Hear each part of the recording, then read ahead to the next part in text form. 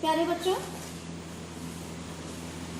हम लोगों ने भाषा और आधुनिकता शीर्षक निबंध के कुछ अवतरण की व्याख्या इसके पूर्व की कक्षा में पढ़कर जानी और समझी थी।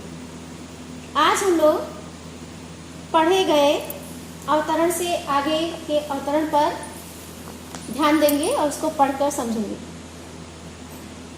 विदेशी शब्द जिन्हें अपनी प्रांतीय भाषाओं में ग्रहण करने की आवश्यकता है, खास तौर पर दो तरह के होते हैं, वस्तु सूचक और भाव सूचक। इसके पूर्व की कक्षा में हम लोगों ने पढ़ा था कि किस प्रकार से हम अपनी भाषा को नया स्वरूप प्रदान करने के लिए, गतिशील बनाने के लिए उसमें अन्य भाषाओं के शब्दों को ग्रहण कर सकते हैं। और इसके लिए भारत सरकार द्वारा 1950 ईस्वी में काफ़ी महत्वपूर्ण प्रयास करते हुए शास्त्रीय एवं तकनीकी शब्दावली आयोग की स्थापना की गई, जो विज्ञान की शाखा के लिए शब्दावली का निर्माण कर रही है। आज हम लोग इस बात पर ध्यान देंगे कि विदेशी भाषाओं से जो शब्द जिनको प्रांतीय भाषाओं में ग्रहण करने की आवश्यकता है, ऐसा नहीं कि जबरदस्ती मतलब उस भाषा को, विदेशी भाषा के शब्द को स्वीकार किया जा रहा है, बल्कि वह एक प्रकार से आवश्यक है उसको स्वीकार करना। तो ऐसे शब्द दो प्रकार के हैं, वस्तु सूचक और भाव सूचक। कुछ ऐसे शब्द हैं जो किसी वस्तु को इंगित कराते हैं, वस्तु का बोध कराते हैं, और दूसरे ऐसे शब्द हैं जिनके माध्यम से हमको भावों का बोध होता है। विज्ञान की प्रगति के कारण नई चीजों का निरंतर आविष्कार होता रहता है। जब कभी नया आविष्कार होता है, उसे एक नई संज्ञा दी जाती है। जिस देश में उसकी सृष्टि की जाती है, वह देश उस आविष्कार के नामकरण के लिए नया शब्द बनाता है। वही शब्द प्रायः अन्य देशों में बिना परिवर्तन के वैसे ही प्रयुक्त किया जाता है। तो कह रहे हैं, चूंकि विज्ञान का युग है, विज्ञान की प्रगति निरंतर होती रहती है, और उस विज्ञान की प्रगति के कारण नई नई चीजों का आविष्कार, नई नई चीजों का अनुसंधान होता रहता है, नई चीजों का आविष्कार भी होता रहता है। और जब भी कभी कोई नया आविष्कार होता है तो उसको एक नया नामकरण भी दिया जाता है, एक नया नाम भी दिया जाता है। और जिस देश में वह आविष्कार होता है, वही देश उसके नामकरण के लिए कोई नया शब्द तलाश लेता है, किसी नए शब्द को बना लेता है, और जो शब्द वह प्रयुक्त करता है, वही शब्द प्रायः अन्य देशों में भी बिना किसी परिवर्तन के उसी रूप में उस आविष्कार के लिए प्रयुक्त किया जाता है। यानी एक देश में, जिस देश ने उस आविष्कार को किया, उसका निर्माण किया, उसका आविष्कार किया, वह जिस नाम से उस आविष्कार को बुलाता है, उस आविष्कार को जो संज्ञा देता है, जो नाम देता है, वही नाम अन्य देशों के लोग भी बिना परिवर्तित किए प्रायः वैसे ही स्वीकार कर लेते हैं। यदि हर देश उस चीज के लिए अपना अपना अलग अलग नाम देता रहेगा, तो इस चीज को समझने में ही दिक्कत होगी। ऐसा करना क्यों आवश्यक है? क्योंकि यदि प्रत्येक देश उस आविष्कार के लिए अलग शब्द का प्रयोग करेगा, तो ऐसी स्थिति में उसकी पहचान वास्तविक रूप में नहीं हो पाएगी, और कोई भी उसको समझ नहीं पाएगा, तो उसको समझने में कठिनाई होगी। उदाहरण देकर के स्पष्ट करें हम ये बात को, लेखक उदाहरण के माध्यम से, कि जैसे रेडियो है, टेलीविजन है, स्पुतनिक है, तो इनकी जो शब्दावली है, ये प्रायः सभी भाषाओं में एक ही शब्द का प्रयोग इनके लिए किया जाता है। एक और उदाहरण प्रस्तुत कर रहे हैं कि सीढ़ी लगाना। ऊपर चढ़ने के लिए अनादिकाल से भारत में एक ही साधन मौजूद था, सीढ़ी। तो भारतवर्ष में जब भी कभी जिस उस पे हम रह रहे हैं, उससे ऊंचाई को जाना होता था, छत पे चढ़ना होता था, चढ़ने कोई काम, तो उसके लिए एक ही शब्द था, एक ही साधन मौजूद था, और उसका नाम था सीढ़ी। तो औद्योगिक क्रांति आदि ने आवश्यकता के अनुसार और भी कई तरह की सीढ़ियों का निर्माण किया। लेकिन औद्योगिक क्रांति के बाद समाज की आवश्यकता के लिए, मनुष्य की आवश्यकता के लिए, मनुष्य ने अपनी आवश्यकता के अनुसार कई तरह की सीढ़ियां बना डाली। जैसे लिफ्ट है, एलिवेटर है, एस्केलेटर है आदि। ये कई प्रकार की वैज्ञानिक प्रगति से युक्त सीढ़ियां थी, जिससे हम ऊपर चढ़ सकते हैं। लेकिन भारतीयों के लिए बिल्कुल नए शब्द हैं और इसलिए भारतीय भाषाओं में इसके लिए अलग अलग नाम द्रष्टव्य नहीं होते। तो भारतवर्ष के लिए ये शब्द बिल्कुल नए थे। यही कारण है कि भारत की जितनी भी भाषाएं हैं उसमें इसके लिए कहीं भी अलग नाम नहीं देखने को मिलता। इस स्थिति में उन शब्दों को यथावत ग्रहण करने में कोई बाधा नहीं होनी चाहिए। फ्रेंच और लैटिन भाषाओं से अंग्रेजी ने ऐसे ही कई शब्दों को आत्मसात कर लिया और अंग्रेजी से रूसी में। तो यह आवश्यक भी है कि हम जैसे लिफ्ट शब्द है तो उसको उसी रूप में स्वीकार कर लें। ऐसा स्वीकार करने में किसी भी भाषा भाषी को कोई आपत्ति नहीं होनी चाहिए या किसी भाषाविद को भी कोई आपत्ति नहीं होनी चाहिए। तभी हम उन शब्दों को यथावत ग्रहण कर सकेंगे और उन शब्दों को यथावत ग्रहण करने में कोई बाधा नहीं होनी चाहिए। आगे अपनी बात को स्पष्ट करते हुए बता रहे हैं कि फ्रेंच भाषा और लैटिन भाषा से बहुत से ऐसे शब्द थे जिसको अंग्रेजी भाषा ने बिल्कुल उसी रूप में आत्मसात कर लिया और अंग्रेजी भाषा से रूसी भाषा ने उन शब्दों को यथावत ग्रहण किया, उसी रूप में आत्मसात कर लिया। इसमें कोई परिवर्तन नहीं किया। आगे के अवतरण पे ध्यान दीजिए। कभी कभी एक ही भाव के होते हुए भी उसके द्वारा ही उसके और अन्य पहलू अथवा स्तर साफ व्यक्त नहीं होते। उस स्थिति में अपनी भाषा में ही उपस्थित विभिन्न पर्यायवाची शब्दों का सूक्ष्म भेदों के साथ प्रयोग करना पड़ता है।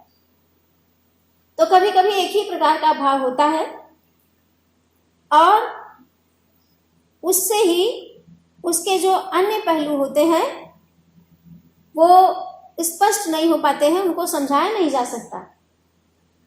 तो उस स्थिति में भाषा अपनी भाषा में स्थित जो उसके लिए पर्यायवाची शब्द समानार्थक शब्द प्रयुक्त होते हैं, पर्यायवाची माने समानार्थक, उन समानार्थक शब्दों का प्रयोग करना पड़ता है। जैसे उष्ण एक भाव है, उष्ण माने गर्माहट से उसका अर्थ होता है, तो लेकिन उष्ण क्या है? ये भाव है, ये वस्तु नहीं है बल्कि एक भाव है। जब किसी वस्तु की उष्णता के बारे में कहना हो तो हम ऊष्मा कहते हैं और परिणाम के संदर्भ में उसी को हम ताप कहते हैं। तो उष्णता चूंकि एक भाव है, इस भाव को व्यक्त करने के लिए अगर किसी वस्तु की उष्णता के विषय में बताना है, यानी उसके गर्म ताप के विषय में बताना है, तो उसके लिए हम ऊष्मा शब्द का प्रयोग करते हैं। और जहाँ कहीं परिणाम के संदर्भ में, परिणाम के संबंध में हमको उष्णता के भाव को व्यक्त करना होता है तो उसी को हम ताप कहते हैं। जैसे कि हमारे शरीर का तापमान कितना है, लेकिन आज वातावरण का तापमान कितना है, तो ताप शब्द का प्रयोग किया जाता है। वस्तुतः अपनी मूल भाषा में उष्ण, ऊष्मा, ताप इनमें उतना अंतर नहीं जितना आप समझा जाता है। तो वास्तव में इनके मूल अर्थ में कोई अंतर नहीं है, लेकिन आज इसमें अधिक अंतर लोगों द्वारा समझा जा रहा है, जबकि वास्तव में इसमें मूलभूत रूप में कोई विशेष भेद नहीं है, अंतर नहीं है।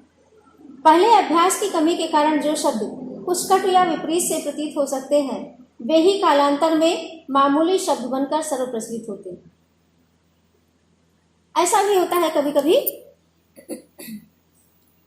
कि अभ्यास की कमी के कारण कुछ ऐसे शब्द होते हैं जो कटु प्रतीत होते हैं, विपरीत प्रतीत होते हैं, लेकिन समय के साथ वे बहुत ही मामूली शब्द बन जाते हैं और सभी के द्वारा उनका प्रयोग किए जाने लगता है। आगे के उदाहरण पे ध्यान दीजिए आप लोग। नवीनीकरण कितना ही प्रशस्त कार्य क्यों न हुआ हो, उस प्रक्रिया में यह भूलना नहीं चाहिए कि भाषा का मुख्य कार्य सुस्पष्ट अभिव्यक्ति है।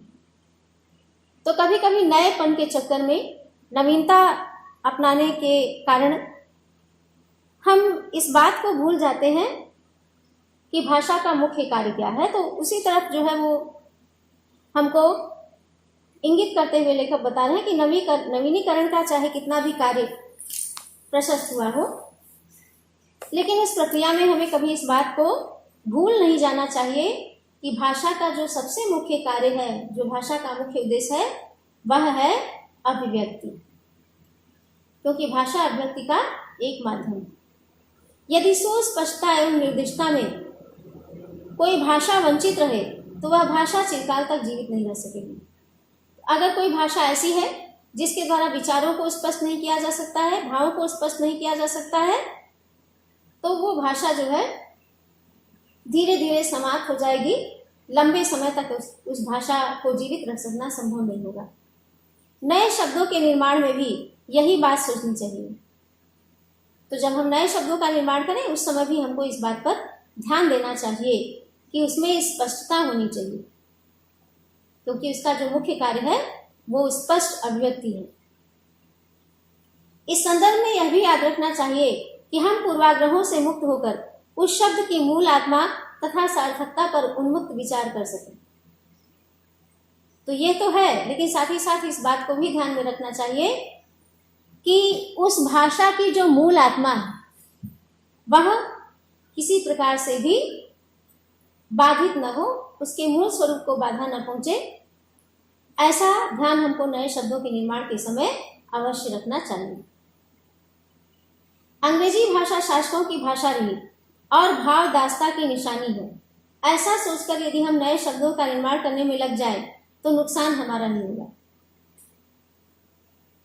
तो कह रहे हैं उदाहरण के माध्यम से कि जैसे अंग्रेजी भाषा जब अंग्रेजों का शासन था तो उस समय शासकों की भाषा थी, और चूंकि वो हमारे ऊपर शासन कर रहे थे, हम एक प्रकार से उनके गुलाम थे, तो उस भाषा के प्रति लोगों के मन में कभी कभी इस प्रकार के भाव आ जाते हैं कि दास्ता की निशानी है। तो इस प्रकार के भाव को आज हम यदि इस भाव को रखेंगे कि ये शासकों की भाषा थी और ये दास्ता की निशानी है, और उसके बदले में उन अंग्रेजी के शब्दों के बदले में हम नए शब्दों का निर्माण करने में लग जाएंगे, नए शब्द बनाने लग जाएंगे, तो हमारा ही नुकसान है, अंग्रेजों का उससे कोई नुकसान होने वाला नहीं है। उर्दू में प्रयुक्त अरबी और फारसी के शब्दों को जो इस्लाम धर्म को ज्ञापित करने वाले हैं, हिंदी वाले त्यागना आरंभ करें तो हिंदी भाषा सहज भाषा न रहकर एकदम बनावटी बनेगी।